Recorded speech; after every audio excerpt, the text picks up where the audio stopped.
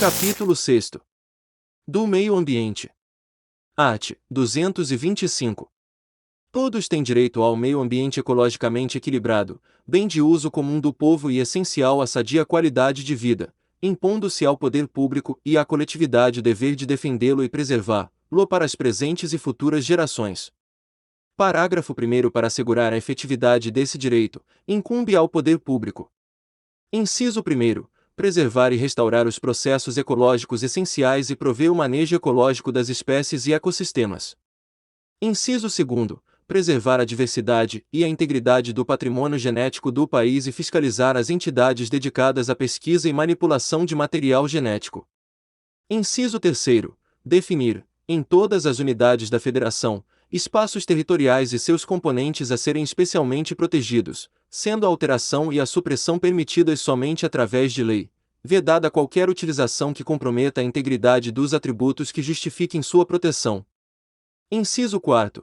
Exigir, na forma da lei, para instalação de obra ou atividade potencialmente causadora de significativa degradação do meio ambiente, estudo prévio de impacto ambiental, a que se dará publicidade. Inciso 5º.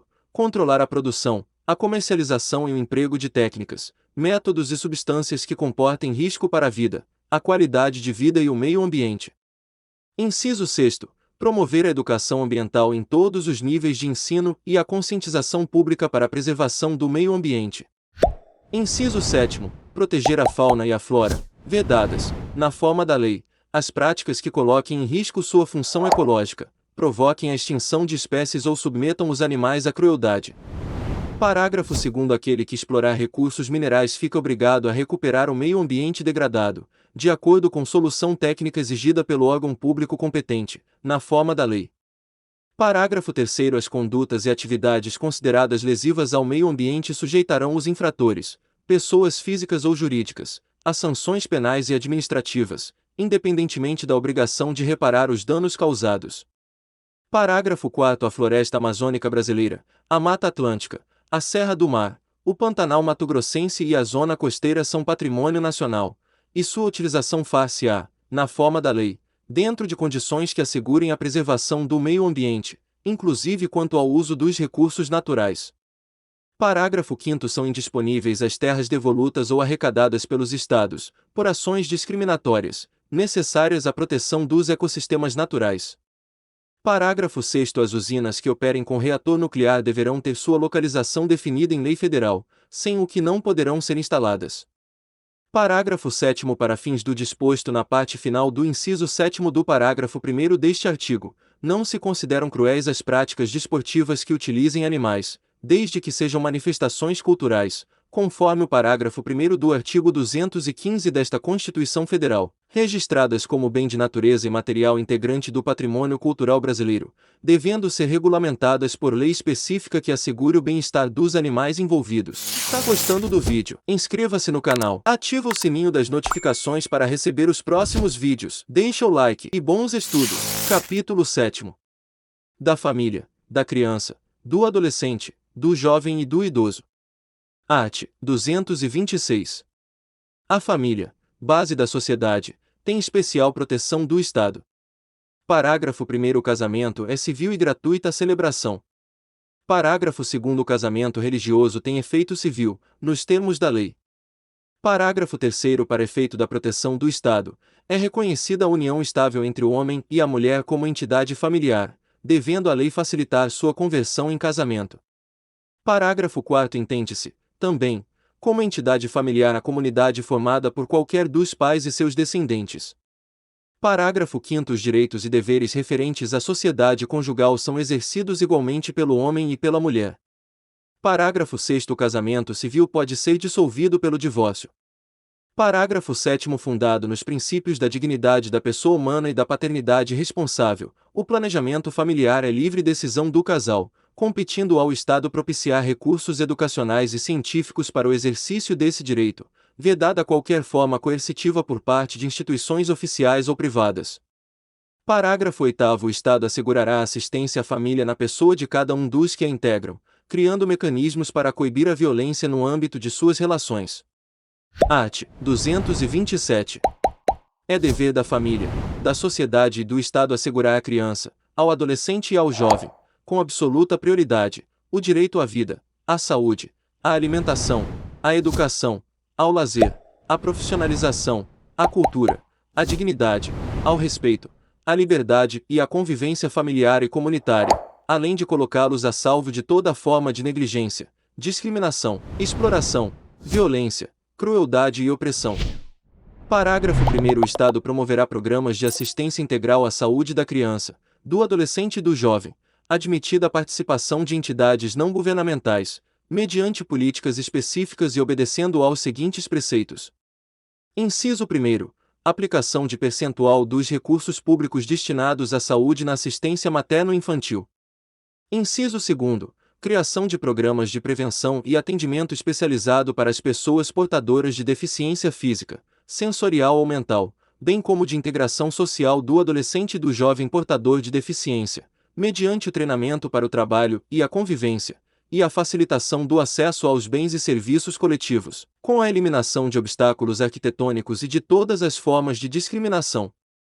Parágrafo 2º. A lei disporá sobre normas de construção dos logradouros e dos edifícios de uso público e de fabricação de veículos de transporte coletivo, a fim de garantir acesso adequado às pessoas portadoras de deficiência. Parágrafo 3º. O direito à proteção especial abrangerá os seguintes aspectos. Inciso 1º. Idade mínima de 14 anos para admissão ao trabalho, observado o disposto no artigo 7º, inciso 33. Inciso 2º. Garantia de direitos previdenciários e trabalhistas. Inciso 3º. Garantia de acesso do trabalhador adolescente e jovem à escola. Inciso 4º.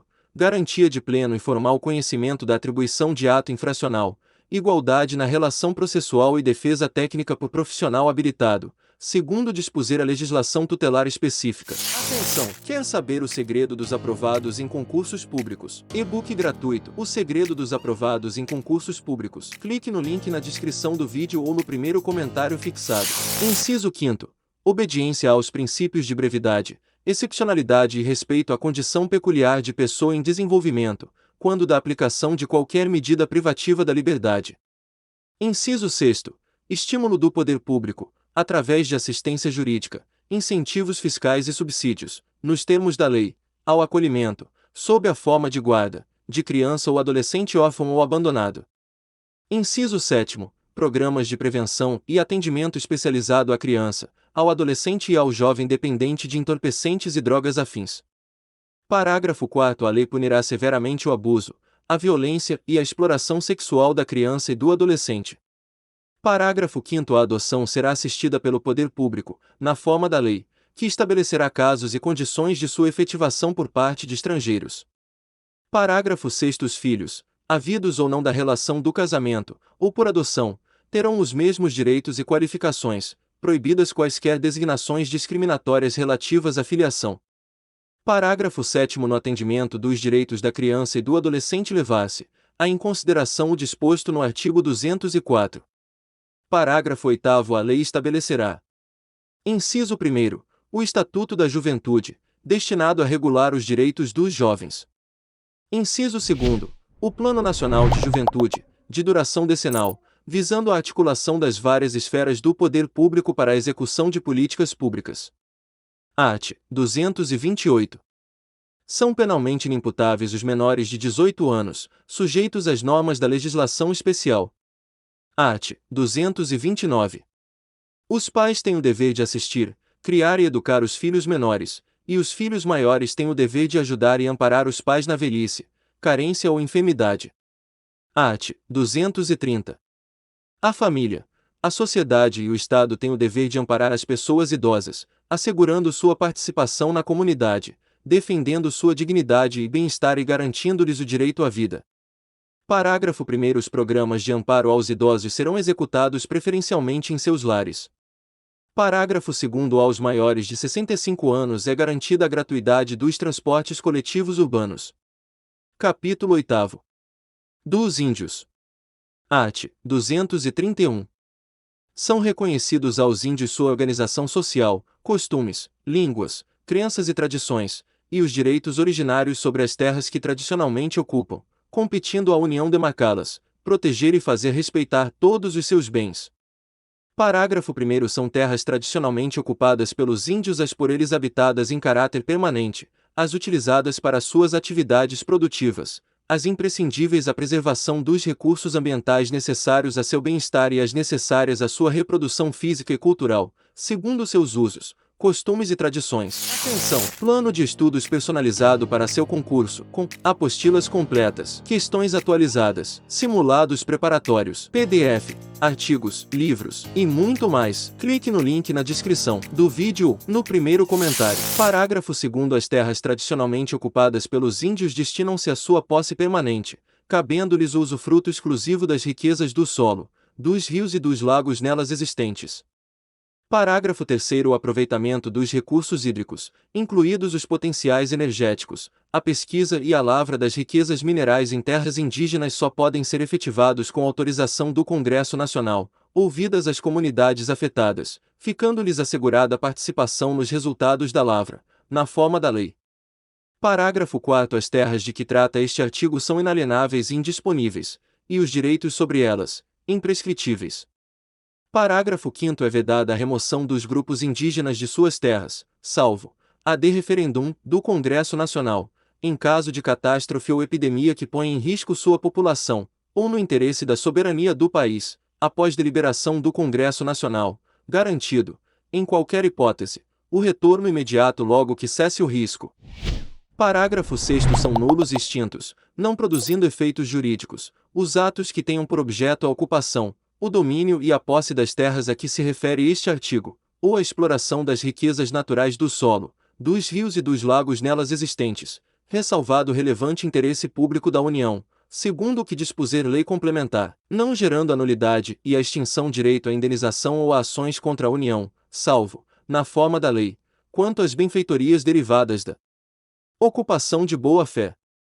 Parágrafo 7º. Não se aplica às terras indígenas o disposto no artigo 174, parágrafo 3º e parágrafo 4º.